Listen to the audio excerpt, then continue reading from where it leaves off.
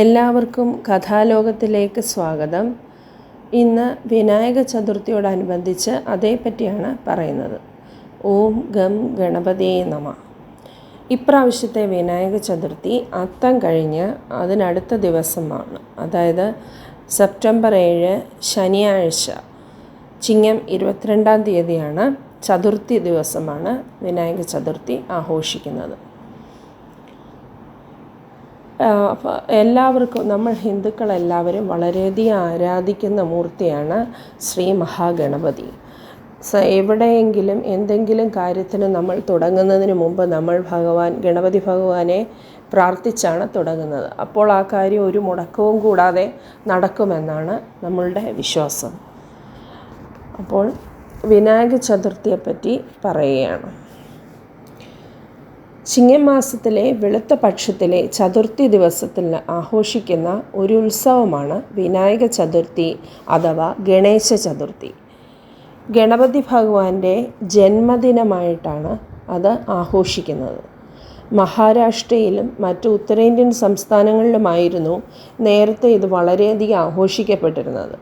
കേരളത്തിലെ ഗണപതി ക്ഷേത്രങ്ങളിൽ പ്രാധാന്യത്തോടെയാണ് വിനായക ചതുർത്ഥി ആഘോഷിക്കുന്നത്. ചില ക്ഷേത്രങ്ങളിൽ അന്നേ ദിവസം ആനയെ പൂജിക്കുകയും ആനയൂട്ട് നടത്തുകയും ചെയ്യുന്നു. കേരളത്തിലും മഹാരാഷ്ട്രയിലെ പോലുള്ള ആചാരങ്ങൾ പതുക്കെ പ്രചാരത്തിലാകുന്നുണ്ട്.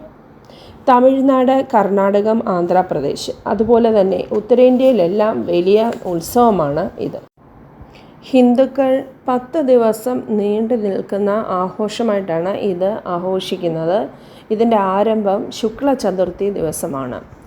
അവസാന ദിവസം ആനന്ദ ചതുർദശി. അത് ഓഗസ്റ്റ് സെപ്റ്റംബർ മാസങ്ങളിലായിട്ടാണ് സാധാരണ ഇത് വരുന്നത്. ഇപ്രാവശ്യം ഇത് സെപ്റ്റംബർ 7-നാണ് ആരംഭിക്കുന്നത്. ഗണപതി വിഗ്രഹങ്ങൾ വിനായക ചതുർത്ഥി ദിവസം വളരെയധികം അനുഷ്ഠാനങ്ങളോടെ നമ്മൾ പ്രതിഷ്ഠിക്കുകയും പൂജിക്കുകയും ചെയ്യുന്നു.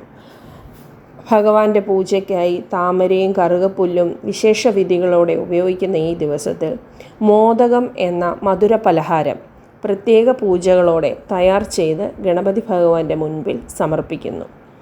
മണ്ണുകൊണ്ട് നിർമ്മിച്ച ഗണേശ വിഗ്രഹങ്ങളാണ് സാധാരണ പൂജയ്ക്കിരുത്തുക. മറ്റു പ്രകൃതി സൗഹൃദ വസ്തുക്കളും ഇത്തരം വിഗ്രഹ നിർമ്മാണത്തിനായിട്ട് ഉപയോഗിക്കുന്നുണ്ട്. രാവിലെ പൂജയ്ക്ക് ശേഷം അതേ ദിവസം തന്നെ വൈകിട്ടോ അല്ലെങ്കിൽ 3-ാം ദിവസം, 5-ാം ദിവസം, 7-ാം ദിവസം, 9-ാം ദിവസം എന്നിങ്ങനെ ഈ വിഗ്രഹങ്ങൾ ജലത്തിൽ നിമജ്ജനം ചെയ്യുന്നു. പാട്ടും ഘോഷയാത്രകളുമൊക്കെയായി വലിയ ചടങ്ങുകളോടെയാണ് ഈ ഗണപതി വിഗ്രഹങ്ങൾ ജലത്തിൽ നിമജ്ജനം ചെയ്യപ്പെടുന്നത്. ഗണപതി വിഗ്രഹങ്ങൾ പുഴയിലോ കടലിലോ ഒഴുക്കുന്നതോടെ ആഘോഷങ്ങൾ സമാപിക്കുന്നു. ഈ വിനായക ചതുർത്ഥി അല്ലാതെ തന്നെ മറ്റ് സങ്കടഹര ചതുർത്ഥിയും നമ്മൾ ആഘോഷിക്കാറുണ്ട്. അത് വളരെയധികം ഇത് 10 ദിവസമാണ്. മറ്റേത് നമ്മൾ കുറച്ച് പൂജാവിധികളോടെ ഒക്കെ കുടുംബാംഗങ്ങളെല്ലാം ഒന്നിച്ചിരുന്ന് അങ്ങനെ കുറേ പ്രാർത്ഥനകളാണ്. അത് മറ്റൊരവസരത്തിൽ സങ്കടഹര ചതുർത്ഥിയെപ്പറ്റി പറയുന്നതായിരിക്കും. അപ്പോൾ ഗണപതി ഭഗവാനെ പറ്റി നമുക്ക് കുറച്ച് അറിയാം. ഹിന്ദുമതപ്രകാരം ഗണങ്ങളുടെ അധിപൻ എന്നാണ് ഗണപതി എന്നുള്ള വാക്കിനർത്ഥം. ഗണങ്ങളുടെ അധിപൻ, വിഘ്നേശ്വരൻ എന്നാണ് നമ്മൾ പറയുന്നത്. അപ്പോൾ ആധ്യാത്മിക മാർഗത്തിലും ലോകവ്യവഹാരത്തിലും ഉണ്ടാകുന്ന വിഘ്നങ്ങൾ ഗണപതിയുടെ അനുഗ്രഹം ലഭിച്ചാൽ ഇല്ലാതെയാകും എന്നാണ് പരക്കെയുള്ള വിശ്വാസം. അതിനാൽ വിഘ്നേശ്വരൻ എന്നാണ് ഗണപതി ഭഗവാൻ അറിയപ്പെടുന്നത്. പ്രപഞ്ച സൃഷ്ടാവായ ഗണേശനെ മഹാഗണപതി എന്നറിയപ്പെടുന്നു. ഗണേശൻ്റെ പൂർണ്ണ രൂപമാണ് മഹാഗണപതി.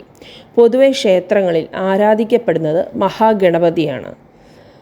ഗണേശ പുരാണത്തിൽ പരമാത്മാവ് അഥവാ ദൈവമായ മഹാഗണപതിയുടെ മഹാത്മ്യ കഥകൾ കാണാം. ഹിന്ദുമത വിശ്വാസപ്രകാരം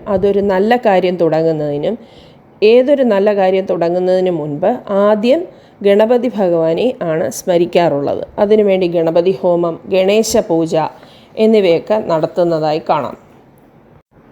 അതിനാൽ ആദ്യ പൂജിതൻ, മംഗളമൂർത്തി തുടങ്ങിയ പേരുകളിൽ കൂടി ഗണപതി ഭഗവാൻ അറിയപ്പെടുന്നു. മിക്കവാറും എല്ലാ ക്ഷേത്രങ്ങളിലും ഗണപതി പ്രതിഷ്ഠ കാണാം. കുട്ടിയെ എഴുത്തിനിരുത്തുമ്പോൾ ആദ്യം നാവിലും കൈകളിലും നിറയുന്ന ആദ്യ അക്ഷരം തന്നെ ഗണപതി സ്തുതിയാണ്. ഓം ഹരിശ്രീ ഗണപതയേ നമഃ. മഹാരാഷ്ട്ര തുടങ്ങിയ വടക്കേ ഇന്ത്യയിലെ സംസ്ഥാനങ്ങളിലാണ് ഗണേശ ആരാധന കൂടുതലായി കാണപ്പെടുന്നത്. ഹൈന്ദവരായ വ്യാപാരികളുടെയും ബിസിനസ് സമൂഹത്തിൻ്റെ ഇടയിൽ ഗണേശ ആരാധന സാധാരണമാണ്. ബിസിനസ് സംരംഭങ്ങളുടെ ഉയർച്ചയ്ക്കും ഐശ്വര്യത്തിനുമായി വിശേഷ ദിവസങ്ങളിൽ അവർ ഗണേശ പൂജ നടത്തുന്നു. പരമശിവൻ്റെയും പാർവതീദേവിയുടെയും മകനായി ഗണപതി ഭഗവാൻ അവതരിച്ചു എന്നാണ് പുരാണങ്ങളിൽ കാണാം. ബുദ്ധിയുടെയും സിദ്ധിയുടെയും സ്മൃതിയുടെയും ഇരിപ്പിടമായാണ് മഹാഗണപതിയെ കണക്കാക്കുന്നത്. 32 ഭാവങ്ങളിലാണ് മഹാഗണപതി സങ്കല്പിക്കപ്പെടുന്നത്. സിദ്ധിവിനായകൻ, ലക്ഷ്മി ഗണപതി, ക്ഷിപ്രപ്രസാദ് ഗണപതി തുടങ്ങിയവ അവയിൽ ചിലതാണ്. ഈ ഗണേശ ഭഗവാന്റെ 32 ഭാവങ്ങളെപ്പറ്റി മറ്റൊരു വീഡിയോ ചെയ്യുന്നതാണ്. ഗണങ്ങളുടെ പതി എന്ന ഭഗവാൻ ഗണേശ ഭഗവാനെ പറ്റി എത്ര പറഞ്ഞാലും നമ്മൾക്ക് മതിയാവുകയില്ല. ഗണേശ ഭഗവാന്റെ പൊതുവെയുള്ള മന്ത്രം ഓം ഗണപതിയെ നമ, ഓം വിഘ്നേശ്വരായ നമ എന്നിവയാണ്. ഭഗവാന് 2 ഭാര്യമാരായിട്ടുള്ളതായിട്ടാണ് അറിയുന്നത്. ബുദ്ധിയും സിദ്ധിയും. ഭഗവാന്റെ വാഹനം മൂഷികനാണ്, എലി. മനുഷ്യ ശരീരവും ആനയുടെ തലയും 4 കൈകളും ഉള്ളതായിട്ടാണ് ഗണപതി ഭഗവാനെ വർണ്ണിച്ചിരിക്കുന്നത്. ഒരു കൊമ്പ് അദ്ദേഹത്തിൻ്റെ ഒടിഞ്ഞതായി പറഞ്ഞിരിക്കുന്നു. ശൈവരെയും വൈഷ്ണവരെയും പോലെ ഗണപതിയെ പ്രധാന ദൈവമായി ആരാധിക്കുന്ന സമൂഹങ്ങൾ ഉണ്ടായിരുന്നു. അവരെ ഗണപത്യന്മാർ എന്നാണ് പറയപ്പെട്ടിരുന്നത്. ശൈവ ശാക്തേയ വിശ്വാസങ്ങളിലും ഗണപതിക്ക് പ്രാധാന്യമുണ്ട്. തെക്കൻ ഏഷ്യയിൽ, പ്രധാനമായും ഇന്ത്യയിലും നേപ്പാളിലും ഗണപതി ബിംബങ്ങൾ ധാരാളമായി കാണാം. ഗണപതി ആരാധന ബുദ്ധ ജൈന മതങ്ങളെ വളരെയധികം സ്വാധീനിച്ചിട്ടുണ്ട്. ഈ അടുത്ത കാലത്തായി ചില ചാനലുകളിലൊക്കെ വാർത്ത വന്നിട്ടുണ്ടായിരുന്നു. നമ്മൾ ഇന്തോനേഷ്യയിലെ ഒരു അഗ്നിപർവ്വതത്തിന് കാവൽ ദൈവമായി നമ്മൾ ഗണപതി ഭഗവാനെയാണ് അവിടെ അവർ ആരാധിക്കുന്നത്. ഗണപതി ഭഗവാൻ അവിടെ ഉള്ളതുകൊണ്ടാണ് ഇത്രയും വർഷങ്ങളായിട്ട് അത് പൊട്ടിത്തെറിക്കാതെ ഭഗവാൻ സംരക്ഷിക്കുന്നതെന്നാണ് അവരുടെ വിശ്വാസം. അപ്പോൾ അങ്ങനെ നോക്കുമ്പോൾ നമ്മൾ ഭാരതത്തിന് അകത്തും ഭാരതത്തിന് വെളിയിലുമായി നിരവധി രാഷ്ട്രങ്ങളിലും ഗണപതി ഭഗവാനെ ആരാധിക്കുന്നതായി കാണാം. കേരളത്തിലെ മിക്ക ക്ഷേത്രങ്ങളിലും ഗണപതി ഉപദേവനായിരിക്കും. നമ്മൾ മിക്കവാറും അമ്പലങ്ങളിലൊക്കെ തൊഴാറുള്ളപ്പോൾ നമ്മൾ പ്രധാന ദേവതയുടെ അപ്പുറത്തും ഇപ്പുറത്തുമായിട്ടെല്ലാം ഗണപതി ഭഗവാനെയൊക്കെ അല്ലെ മുരുക ഭഗവാനെയും ഒക്കെ പ്രതിഷ്ഠിച്ചിരിക്കുന്നതായിട്ട് കാണാം. നമ്പൂതിരി ഇല്ലങ്ങളിലെ ആരാധനാമൂർത്തികളിൽ ഗണപതി ഭഗവാൻ ഉണ്ടാവാറുണ്ട്. ഐതിഹ്യമാലയിൽ അതിനെപ്പറ്റി ചില കഥകളൊക്കെ ഉണ്ട്. ഇത് കാലടി നമ്പൂതിരിയാണ് ഗണപതി ഭഗവാനെ അങ്ങനെ ആരാധിക്കുന്നതെന്നാണ് എൻ്റെ ഒരു ഓർമ്മ. അതല്ലെങ്കിൽ ഞാനീ അതിനെപ്പറ്റി പറയുന്നതായിരിക്കും. പ്രസിദ്ധ നമ്പൂതിരി ഗൃഹങ്ങളായ ആഴ്വാഞ്ചേരി മന, അഷ്ടഗൃഹത്തിൽ ആദ്യഗൃഹങ്ങൾ, കുറുമാത്തൂർ മന, കൽപ്പുഴ മന, കൈനിക്കര തെക്കേടത്ത് മന, കൈനിക്കര വടക്കേടത്ത് മന, കല്ലൂർ മന, അണ്ടലാടി മന, കാലടി മന, പെരിണ്ടിരി ചേന്നാസ്, ഉഴക്കര ചേന്നാസ്, എളയിടത്ത് മന, കരുമന്താഴത്ത് മണ്ണൂർ മന, കരുവാട്ട് പട്ടത്ത്, മുല്ലപ്പള്ളി പട്ടേരി, മുല്ലപ്പള്ളി മന, മുല്ലമംഗലം പള്ളിപ്പാട്ട് മന, കൊളത്താപ്പള്ളി മന, മൂലമംഗലം മന, ഇങ്ങനെ ഒരുപാട് മനകളിൽ ഗണപതി ഭഗവാനെ അവരുടെ പ്രധാന മൂർത്തിയായിട്ട് ആരാധിക്കാറുണ്ട്. ചില മനകളിൽ പണ്ട് കാലത്ത് ചില നമ്പൂതിരിമാർക്ക് അല്ലെങ്കിൽ ചില സന്യാസിമാർക്കെല്ലാം ഗണപതി ഭഗവാൻ പ്രത്യക്ഷ ദൈവമായിരുന്നു. ഇപ്പോൾ വില്യമംഗലം സ്വാമിയാർക്ക് ഭഗവാൻ ശ്രീകൃഷ്ണൻ പ്രത്യക്ഷമൂർത്തിയായിരുന്നു. പിന്നെ ഇടയ്ക്ക് അദ്ദേഹം എന്തോ കുസൃതി കാണിച്ചപ്പോൾ അത് ഇഷ്ടപ്പെടാതിരുന്ന സ്വാമിയാർ ശകാരിച്ചത് കാരണം ഭഗവാൻ അനന്തൻകാട്ടിൽ വരുമ്പോൾ ഇനി എന്നെ കാണാം എന്ന് പറഞ്ഞതും അങ്ങനെ അനന്തൻകാട്ടിൽ പോയി ഭഗവാനെ കണ്ടെടുത്ത് ഭഗവാൻ ശ്രീപത്മനാഭ സ്വാമിയായിട്ട് അവിടെ പ്രതിഷ്ഠിച്ചതെല്ലാം നമുക്ക് അറിയാവുന്ന കഥകളാണ്. അപ്പം അങ്ങനെ ഓരോരോ മനകളിലെല്ലാം തന്നെ കേരളത്തിലെ പല പുരാതനമായ ഒരുപാട് മനകളുണ്ട്. അതിൽ ചിലത് മാത്രമാണ് ഇവിടെ പറഞ്ഞത്. അങ്ങനെയുള്ള മനകളിലും അങ്ങനെ എല്ലായിടത്തും തന്നെ ഗണപതി ഭഗവാനെ പ്രധാന മൂർത്തിയായിട്ട് ആരാധിക്കാറുണ്ട്. ഇനി ഗണപതി ഭഗവാന്റെ പുരാണത്തിൽ പ്രചാരത്തിലിരിക്കുന്ന ഒരു കഥ പറ്റി നമുക്ക് പറയാം. അത് കൈലാസനാഥനായ പരമശിവൻ്റെ അടുത്ത് ദേവന്മാരും അസുരന്മാരും ശിവഗണങ്ങളുമായി വലിയ തിരക്കായിരുന്നു ഒരിക്കൽ. ആളൊഴിഞ്ഞ് അല്പം സമയം തനിക്കൊപ്പം ഇരിക്കാൻ ശ്രീപരമേശൻ നേരമില്ല എന്ന് ശ്രീപാർവതി ദേവി ഭഗവാനോട് എപ്പോഴും പരാതി പറഞ്ഞിരുന്നു. എങ്കിലും ലോകം വാണരുളുന്ന അദ്ദേഹത്തിന് അതിനുള്ള സമയം കുറവായിരുന്നു.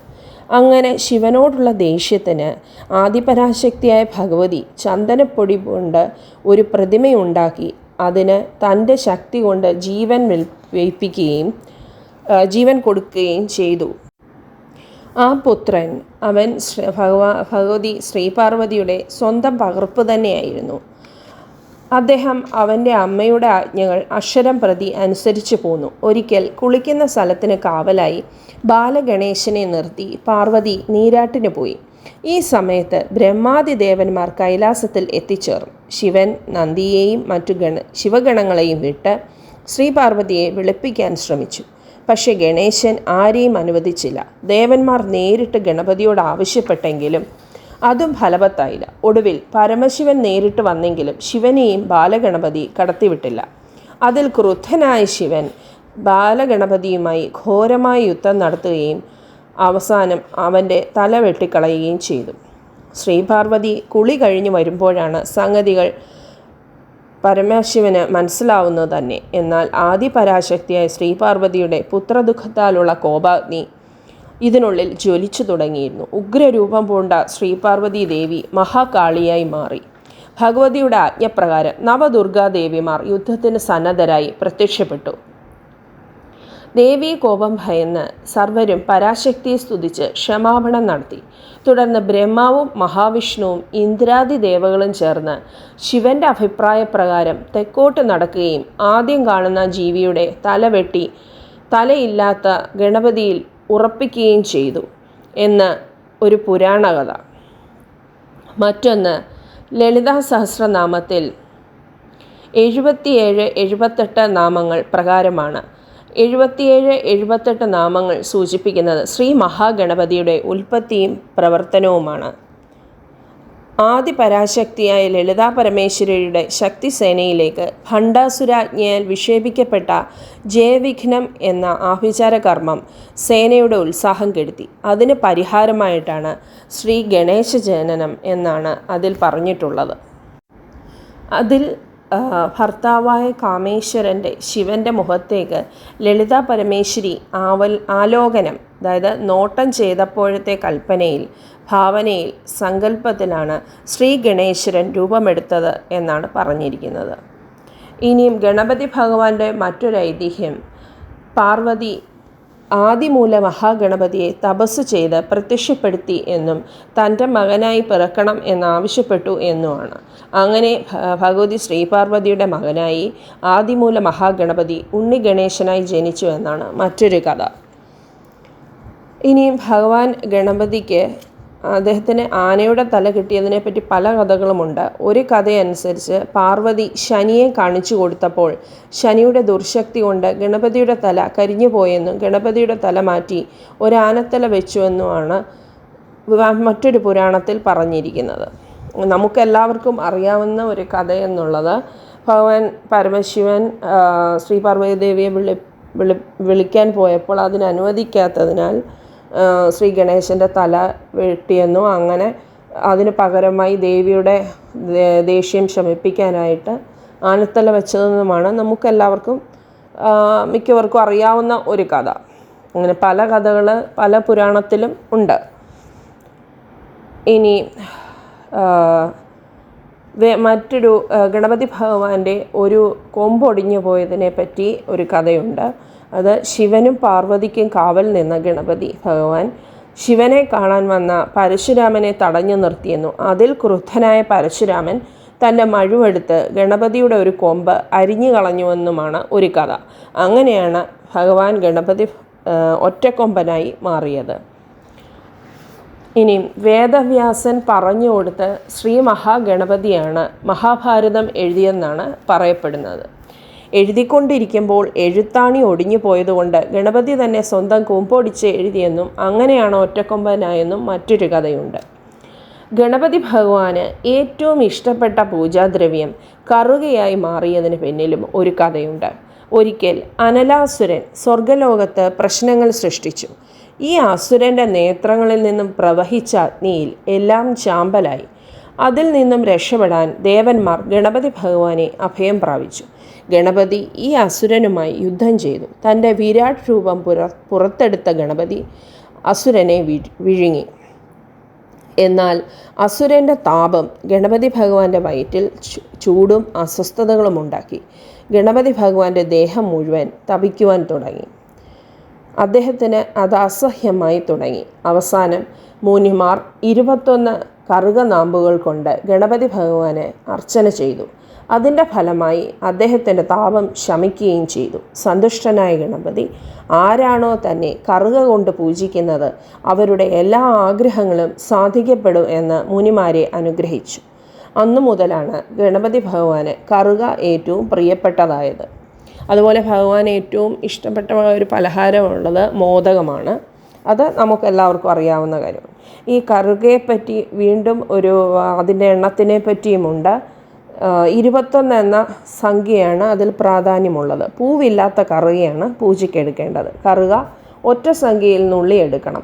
അത് ഒറ്റക്കെട്ടാക്കി വെള്ളത്തിൽ മുക്കി ശുദ്ധമാക്കിയ ശേഷം ഗണപതി ഭഗവാനെ പൂജിക്കണം. ഗണപതി ക്ഷേത്രങ്ങളിൽ സമർപ്പിക്കപ്പെടുന്ന ഏറ്റവും വിശിഷ്ട വസ്തുവാണ് കറുകപ്പുല്ല്. നമ്മൾ സാധാരണ ഗണപതി ഭഗവാന്റെ ക്ഷേത്രങ്ങളിൽ ചെല്ലുമ്പോഴെല്ലാം തന്നെ അവിടെ കറുകമാല ചാർത്തിയിട്ടിരിക്കുന്നതായിട്ട് കാണാം. ചാർത്താനായിട്ട് കറുകമാല വെച്ചിരിക്കുന്നതും കാണാം. ഭഗവാൻ ശിവന് നമ്മൾ കൂവളമാല സമർപ്പിക്കുന്ന പോലെ. അപ്പോൾ ഗണപതി ഭഗവാനെ പറ്റി എത്ര പറഞ്ഞാലും ഇനിയും ഒരുപാടുണ്ട്. അപ്പോൾ തൽക്കാലം ഇത്രയുമേ പറയുന്നുള്ളൂ. പിന്നെ നമുക്ക് ഗണപതി ഹോമം എല്ലാവർക്കും പരിചയമുള്ളതാണ്. നമ്മൾ സാധാരണ എന്ത് കാര്യം തുടങ്ങുന്നതിന് മുമ്പും ഒരു ഗണപതി ഹോമം കഴിച്ച് അല്ലെങ്കിൽ ഗണപതി ഭഗവാനെ പ്രാർത്ഥിച്ചിട്ടാണ് തുടങ്ങുന്നത്. ഇത് വീട്ടിൽ തന്നെ നമുക്ക് ഇപ്പം ഗണപതി ഹോമം ചില സമയങ്ങളിൽ നമുക്ക് നടത്താൻ പറ്റിയില്ലെങ്കിൽ നമ്മുടെ വീട്ടിൽ തന്നെ നമുക്ക് നടത്താവുന്നതാണ്. രാവിലെ കുളിച്ച് അത് ഈ ദിനത്തിൽ പിന്നെ സങ്കടഹര ചതുർത്ഥി ദിവസമോ അല്ലെങ്കിൽ വിനായക ചതുർത്ഥി ദിവസമൊക്കെ തന്നെ നമുക്ക് വീട്ടിൽ സ്ത്രീകൾ ചെയ്യാൻ പറ്റുന്ന കാര്യമാണത്. രാവിലെ കുളിച്ച് ശുദ്ധിയോടെ അടുപ്പ് കത്തിച്ച് അതിൽ തേങ്ങാപ്പൂളും ശർക്കരയും അല്പം നെയ്യും ഗണപതി ഭഗവാനെ ധ്യാനിച്ച് ഹോമിക്കുന്നതാണ് ചടങ്ങ്.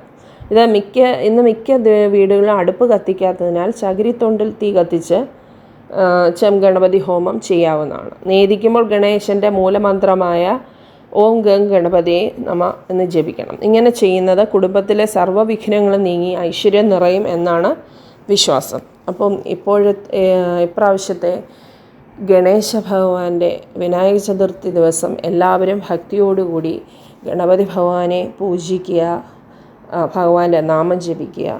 അപ്പോൾ ഓം ഗം ഗണപതിയെ നമ. അവിഘ്നമസ്തു.